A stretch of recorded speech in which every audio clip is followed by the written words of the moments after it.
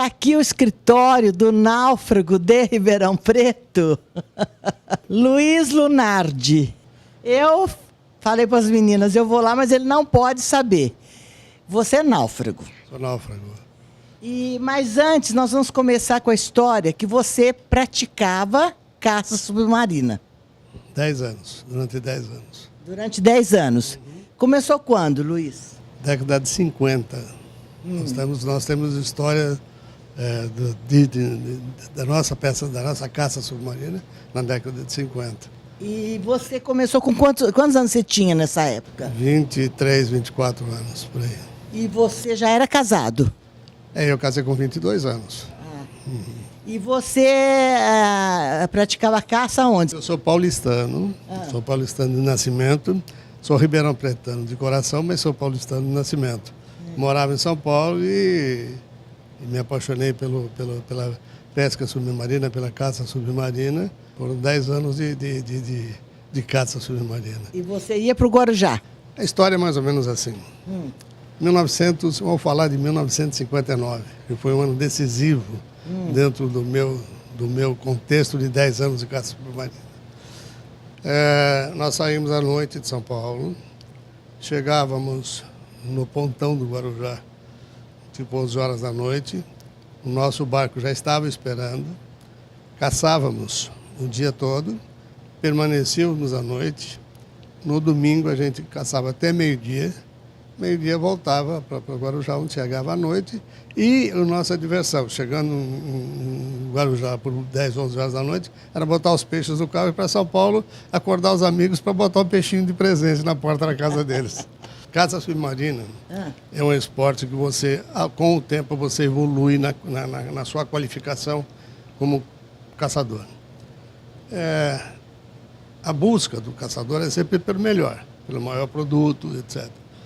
Só para você ter uma ideia, em um ano de caça submarina, quando você tinha oportunidade, nesta década de 50, que tinham poucos caçadores ainda, e os peixes tinham tempo de crescer,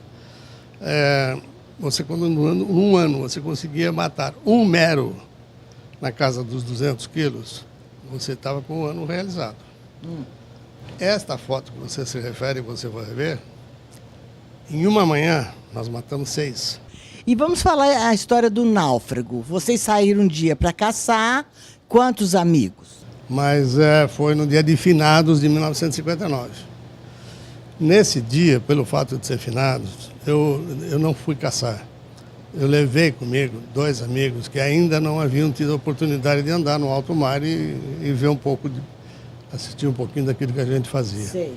Você tinha um barco, qual o nome do barco? Luna. Saímos, fizemos o mesmo, tudo isso que eu já te falei, que viajamos à noite, passamos o dia, os 2 companheiros se divertiram a beça porque viram coisas que não estavam acostumados a ver. Saímos para voltar para o Guarujá. Aí é preciso contar uma historiazinha. Sei. Esses barcos antigos eram de madeira. E uma vez por mês, uma vez cada 2 meses, no máximo, você retirava o barco da água no clube e pintava o fundo do barco com uma tinta, com um certo veneno, para que a craca ela não se fixasse muito no fundo do barco. Sei. E no fundo do barco, você colocava uma chapa de chumbo. Por quê?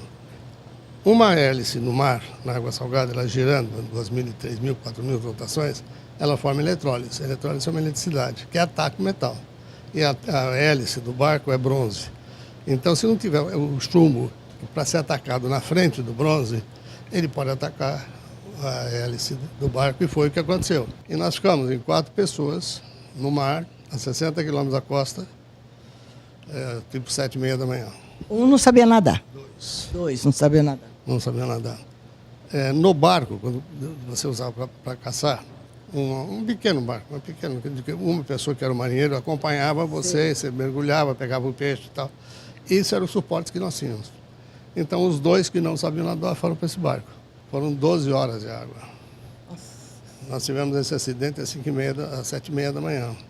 E nós ficamos na água e fomos salvos, por acaso, por um barco de pesca que vinha de Santa Catarina.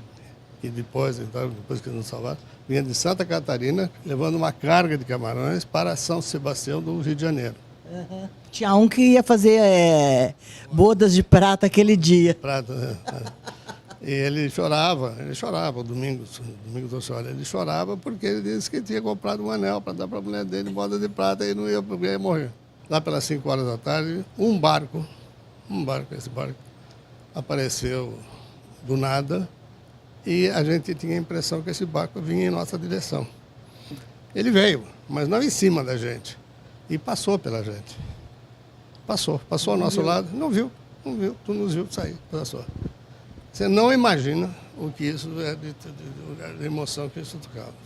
Não tenho vergonha nenhuma de dizer para vocês que a gente chorava, que a gente gritava, mas não tinha resposta. Ele passou uns 100 metros da gente. Uhum. Só que depois de andar mais outros 100, depois de ter passado, dois pescadores do barco, que estavam sentados na popa do barco, nos viram. Avisaram e eles viraram e vieram na nossa direção. Nossa. Minha filha, a emoção é muito grande. Eu, cada vez que eu conto isso, eu me arrepio. E eu, de dentro da água, consegui falar alguma coisa. E o que eu pude falar foi o seguinte: como é que a gente pode ser uma carona? E simplesmente desmaiei. Explicação. O barco saiu de Santa Catarina,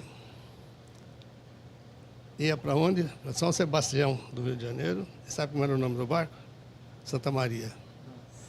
Então, eu arrepiei agora. É isso aí. Então eu sou devoto de Santa Maria. Você imagina em que condições. Então, e outro dia eu conversando com a Dora, né? E eu falei, Dora, eu vou contar a história do naufrágio do Luiz. Ela falou, você acredita que a hora que ele chegou em casa, eu falei, poxa, se atrasou, a gente ia ao cinema, qualquer coisa assim, né? Pois é, isso foi uma coisa também interessante e jocosa dentro do problema. Esse barco que nos salvou, evidentemente, ia seguir o caminho dele. Uhum. E eu, conversando com o pessoal, digo, vocês estão com uma carga de camarões, vocês vão fazer o quê? Eu vou vender. Aonde vocês vão vender? No Rio de Janeiro. Por quanto vocês vão vender essa carga? Eles falaram, X, um valor, né, da carga deles. Eu vou te fazer uma proposta. Vira esse barco, me leva para o Guarujá, e eu fico com a carga de camarões de vocês. Paguei o camarão para eles e dei de presente para eles a carga dos camarões. E aí, eu liguei para a Dora. Nessa hora, liguei para a Dora e ela me perguntou, onde é que você está? Eu falei, estou no clube. Eu falei, você não ficou de vir mais cedo para me levar no cinema? Tá? Depois eu te conto a história, como é que foi. Mas foi um acontecimento raro, não só pelo inusitado e a forma como aconteceu, e foi um acidente realmente, isso é incrível. As pessoas que conhecem o contexto sabem que é muito difícil acontecer. Luiz, foi um prazer falar com você. Você sabe que eu sou sua amiga do coração mesmo, amiga da Dora. Eu vou passar uma mensagem, vou me permitir. Claro. Se você não tiver fé e não imaginar que você tem um protetor ou protetores lá de cima cuidando de você, muito pouco a gente pode esperar. E se você tiver, as coisas impossíveis acontecem. Uma delas foi isso. Você fala com esse quase defunto.